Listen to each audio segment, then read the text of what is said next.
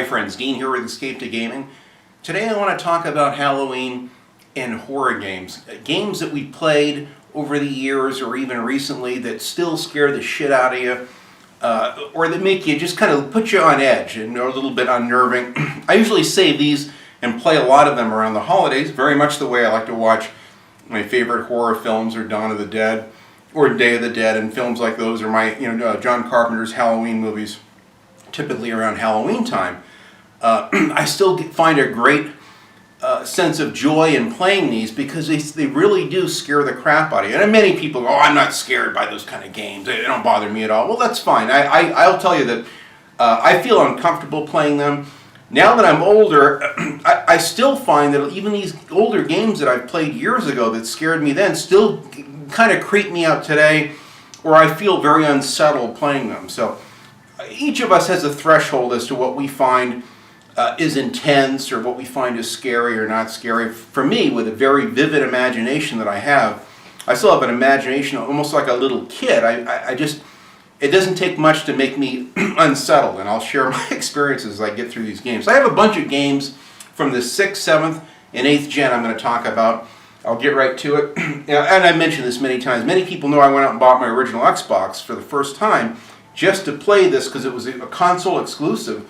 It was also in the PC, and that's the Land of the Dead Road to Fiddler's Green, which I actually saw the movie at the theater, and they actually showed a trailer for this game saying coming out on Xbox only in PC, and I go, that's it. I'm going to have to break down and buy an original Xbox because this was an authentic George Romero experience. More in keeping with the George Romero style zombies, a slower moving coming at you, very creepy electronic music, very unsettling. And then once I beat the game a couple times, I got kind of bored and I said, well, I'm going to put it on hard and play it. The zombies come at you even more aggressively and faster on the hard setting, which I've never seen duplicated in another game. Now to me, this is, I mentioned many times, to me this is the grandfather of FPS zombie games. Yes, we've had Resident Evil and many older games on the PlayStation 1, and I like those games too, especially the first 2 Resident Evils. I never cared for a lot of the other ones, although I think I did play part of 4 when my nephew brought it over. But man, I love this game to this day. My nephew came over about 18 months ago, and I had my Xbox hooked up to my TV, and we were playing some old Star Wars games and what have you. I said, oh, here's a good zombie game. I said, because he loves Left 4 Dead, and we usually play that in co-op. And I go, dude, you got to play this. I watched him play this for over 3 hours. And I was getting into it just watching him play it. This game still holds up well today, as simple as the graphics are. The music alone is creepy, the setting of it, everything about this game still gives me the creeps today, as simple and rudimentary as the graphics are. And now this is becoming a real collectible for the original Xbox. And that's Land of the Dead, Road to Fiddler's Green. To me, this is one of my favorite zombie games of all time. Outstanding game. The next one, which I played on the PlayStation 2 initially, is the game The Thing. This film still scares the crap out of me today. I remember watching the movie opening day at the theater, and a lot of people actually get up and left the theater after the scene where the dog went completely haywire inside the cage. But this game actually does a really good job in capturing the essence and the feeling of being isolated out there. It's very creepy. I think the game still holds up well today. It's very dated, obviously, and the controls are a little awkward, but it really looks and plays great on the Xbox, and I would highly recommend this Thing game. It's one of my favorite horror games for the 6th gen consoles, The Thing. Wonderful setting. They really captured the essence of the film and being in that universe, and it kind of expands on it a little bit, which is really cool. Now, I brought this up in one of my gaming groups, like private groups I belonged to recently, and they didn't think it was that scary. But to me, when I think of a horror game for the original PlayStation 2 and the original Xbox, this is one of the first games that comes to mind. I have it on both consoles, and that's Manhunt. In fact, I just recently did a complete walkthrough of Manhunt for the Xbox because I had never played it. And I went through and filmed every single chapter. You can see it on my channel. It's actually the only playlist I have of a game that I've played all the way through. There's no commentary because I thought it would be creepier without the commentary. But this game still gives me the creeps today. I don't know what it is. There's a movie with Nicolas Cage called 8mm that's kind of based on a similar premise of snuff films, and just how horrific it is. To me, there's nothing that's more unnerving and unsettling than the concept of being hunted down. That's like one of my primal nightmares that I've had since I was a kid, is you're fending for your life and you're being hunted for your very life. And we've seen many films that are kind of have that premise in them. Well, Manhunt really delivers. It really delivers in that department. I found the first time I played this on the PlayStation 2, it was so intense. I stayed up all night. I beat the game in one night, and it was tough. I had to die and replay parts of it over and over and over. I loved it so much. I called one of my best friends who drove an hour and a half up, and he stayed the next night and played. And we stayed up all night playing it, taking turns. And to this day, it's one of my favorite horror films, horror games of all time, and that's Manhunt. Some people would argue whether, it's not really horror, but to me, nothing has made me as nervous and has even scared. There's some cheap jump scares and things in it as well.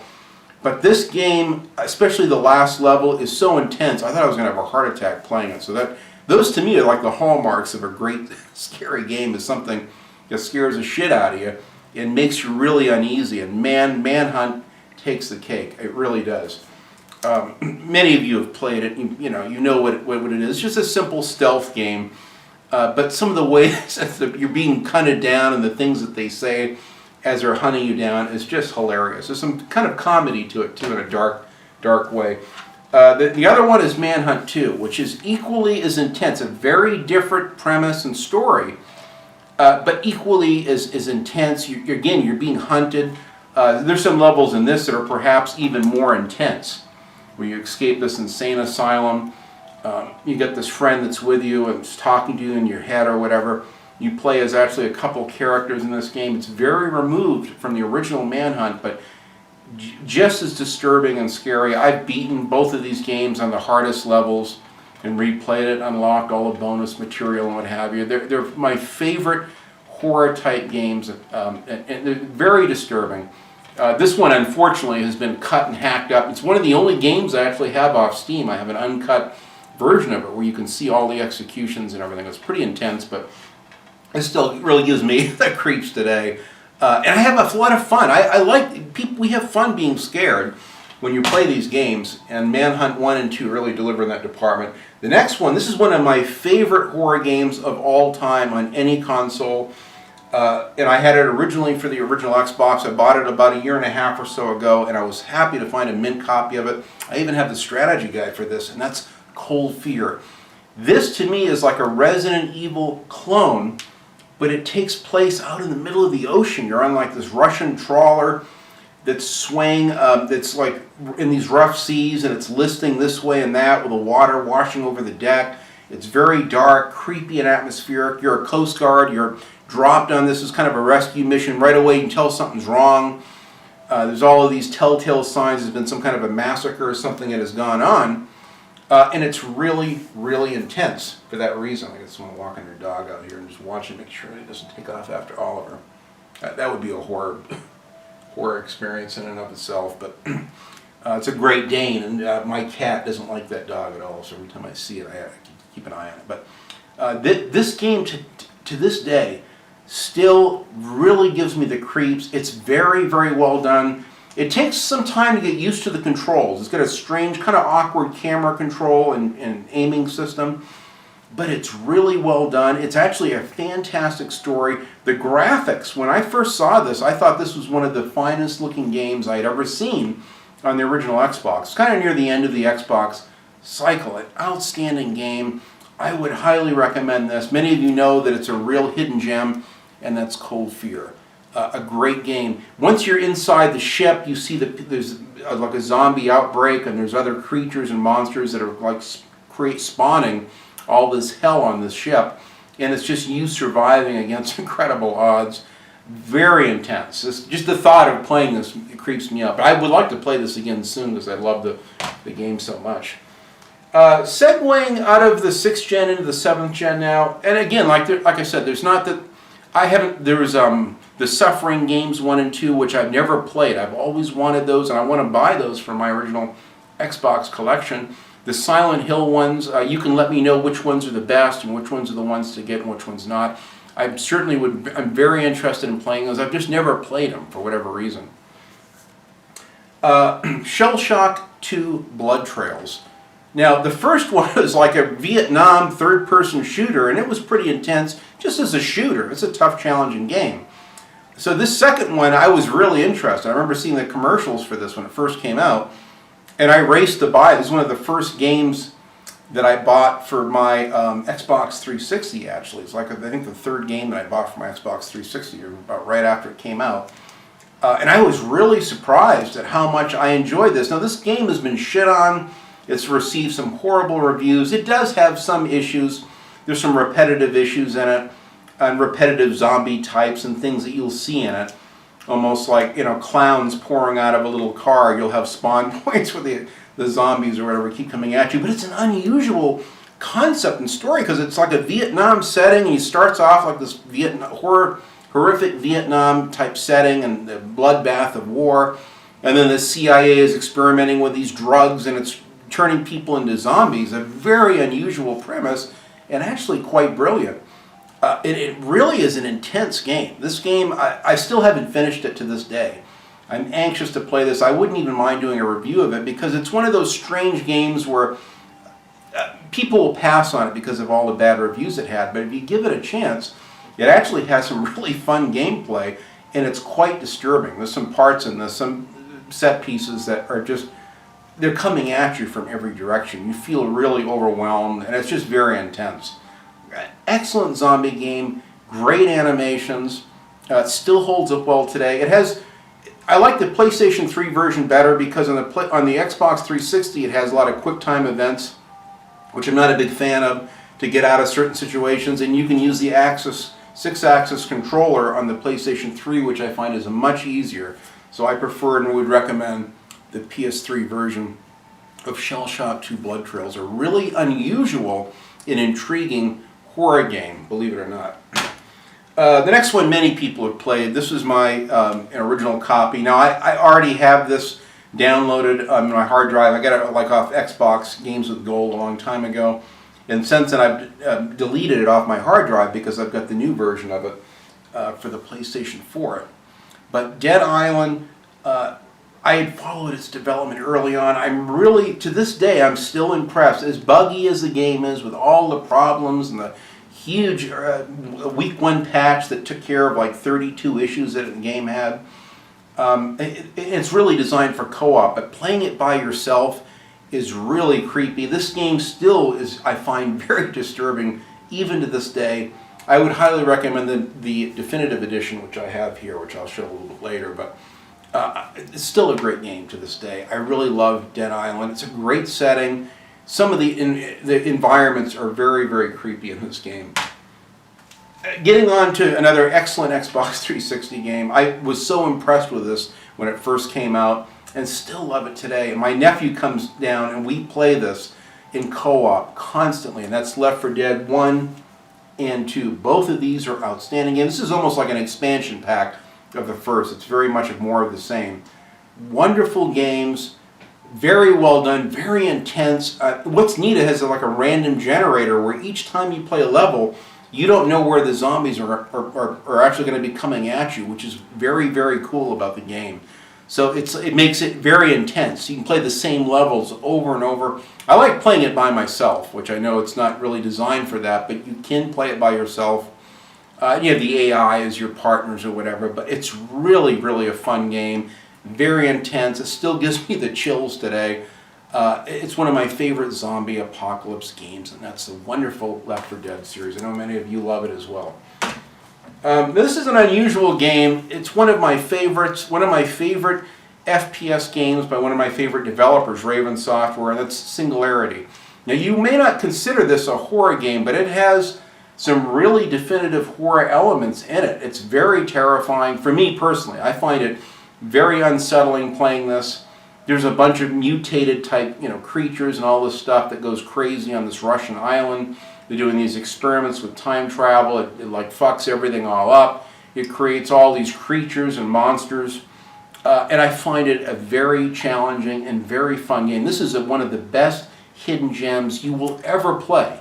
And you can play this on, the PC, the PlayStation 3, or the Xbox 360. I absolutely love Singularity and highly recommend it. If you want to play something, it's a good action FPS shooter, but with excellent horror elements. Some levels on this are quite intense. I would really indulge you or encourage you to play Singularity by Raven Software. Now, this is a game I really loved on the original Xbox, and this is the Xbox 360 version, and that's Doom 3. Now, this is a BFG edition with 60 frames per second. They have some of the Rage engine they used for the game Rage. They redid the game with even better graphics, better lighting effects, a much better game engine, 60 frames a second. They changed the little gimmick with a flashlight where you had to choose between the flashlight or a gun. Now you can have your flashlight on while you have a gun. And it comes with Doom 1 and 2 as well, plus all of the expansion packs. This is an incredible value, and it still scares the living shit out of me today. I haven't played the new Doom yet, which looks outstanding. This one is more of a kind of a survival horror with action, and that's why I like this. I don't know, a lot of people just weren't really enthralled with Doom 3, but there's something about it that is just really intense. I never was able to finish it on my original Xbox. I got pretty far into it, and it got to the point where I had to take a break from it because I just found it too intense. But I would highly recommend Doom 3 BFG Edition, a wonderful game, and it still scares the crap out of me today. Now, the next ones are 3 games in a series. I've only played the first one in the series, and that's the Fear series. I absolutely love this game. I'm not sure who the developer was that did this. I don't know if they're the ones that did Time Shift or Sierra. But this is an outstanding game. My God, this thing really gives you the creeps. It's very well done, a very unusual hybrid of a game. Kind of an FPS shooter with a lot of interesting gimmicks and stuff in it, and bullet time, max pain type gimmicks and what have you. But with some excellent horror elements, excellent creepy lighting and music. I love this. I am dying to play Fear 2 and Fear 3. I've heard people, bitch about Fear 3, but Fear 3 has some excellent gore in it. I have watched a lot of video playthroughs of both of these, and I'm really impressed. And even Fear 3, to me personally, looks really good.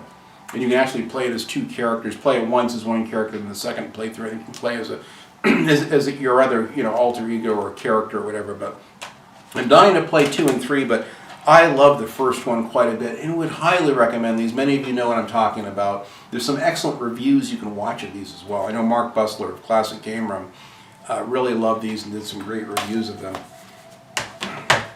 The next one, which I haven't played yet, and I actually have the strategy guide for this first one, my buddy at Dad's Games. I'll have a link for his wonderful channel down below. He and his friends are sitting on the couch and actually been recently filming this. They've got, I think, 2 or 3 parts he's got so far, and that's Condemned Criminal Origins. This is one of my viewers or friends on YouTube, in the comment section under one of my things I was talking about, Manhunt is one of my favorite games. It was, oh, Dean, if you love Manhunt, you'll love Condemned Criminal Origins. It's an outstanding FPS game, creepy as hell. I've seen some gameplay videos of this. I've watched quite a few reviews of it. And I also have the second one, Condemned 2 Bloodshot. I even have the strategy guide I found used for this at my local store, but I am dying to sit down and play this. I still have not played these. Part of it is believe it or not, I actually have a certain intrepidation about playing some of these games because some days I come home, I'm so wiped out. I'm mentally just drained. I'm physically wiped out, and I just want something like soothing and peaceful, like Cool Borders on the PlayStation 1 or Stoke Big Air Edition on the Xbox 360. So something that's like peaceful and serene. And I'm not always in the mood to be scared shitless, but these games look very intense. From gameplay I've seen, I am dying to play these. And one of these days, I got to get the nerve up and play both of these. I heard the first one's a little bit better than the second, but they both have excellent first-person kind of horror. You're like a police detective trying to go through this crime, these horrific things. Excellent lighting. These games still look amazingly well and hold up, I think, well today. This next game is controversial. I personally love it. To me, it's almost like a spiritual successor for the original Land of the Dead, Road to Fiddler's Green, and that's The Walking Dead survival instinct. And I've, right away people go, oh brother, that game's got horrible Metacritic ratings, that's a terrible game.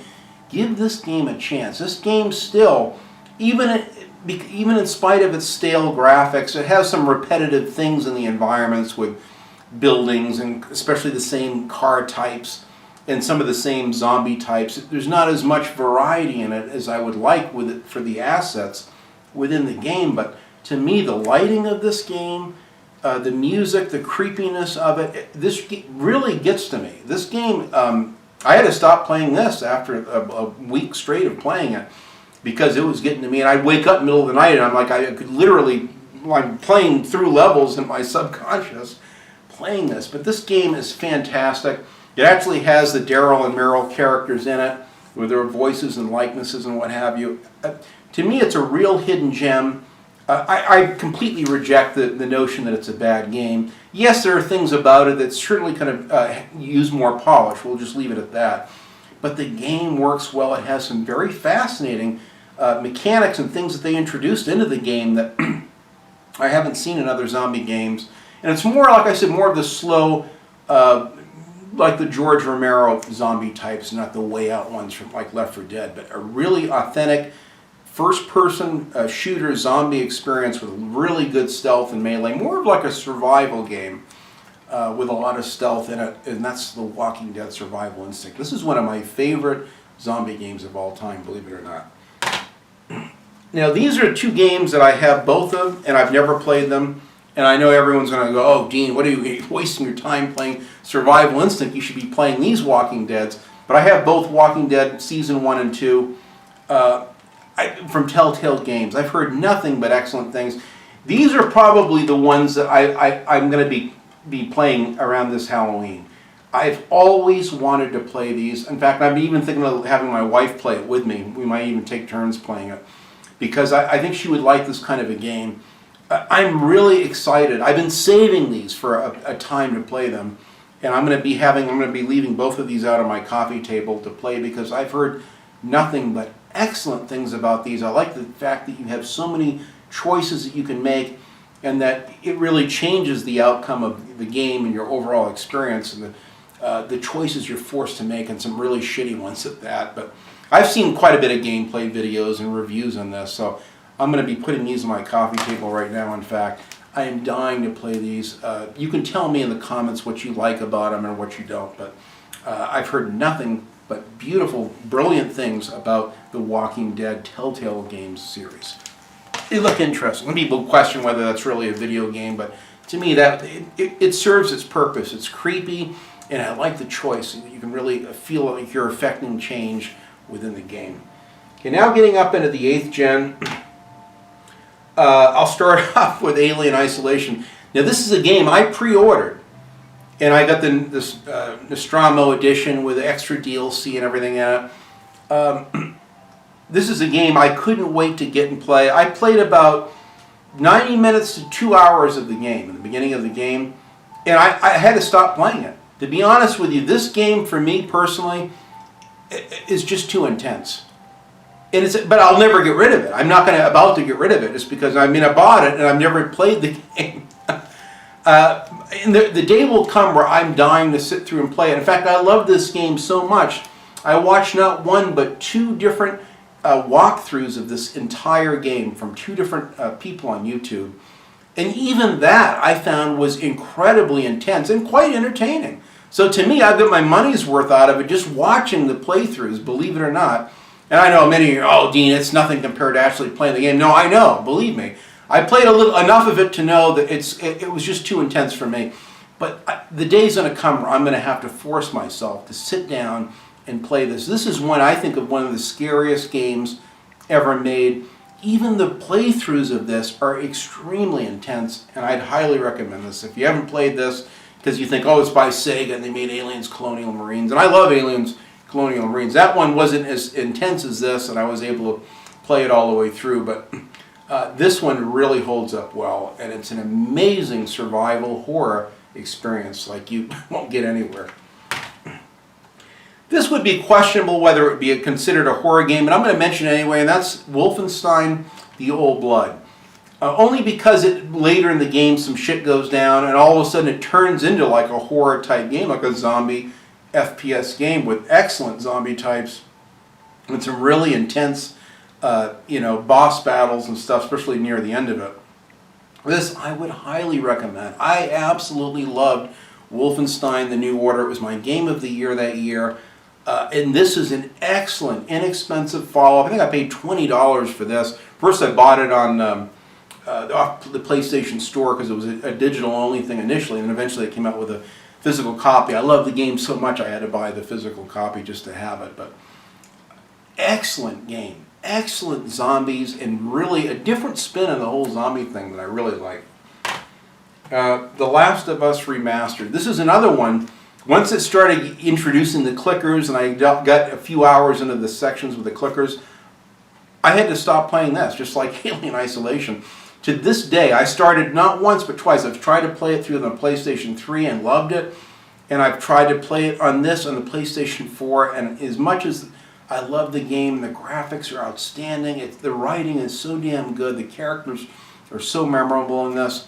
I've watched an entire playthrough of this. What I found is a pattern is that games that I find are too intense for me to actually play, I'll put them on the shelf and I actually will watch an entire walkthrough or playthrough of the game because I want to experience the story. I want to see the game, but I feel a little bit more removed, and I'm finding it's a little bit more comfortable to sit and watch it from a distance and watch someone else play it. And even those playthroughs are quite intense. This is an absolute masterpiece. I'm going to have to force myself with this one too, to sit down and get all the way through it. My imagination is just so vivid. I get into it too much, and I feel like I'm literally going to have a heart attack.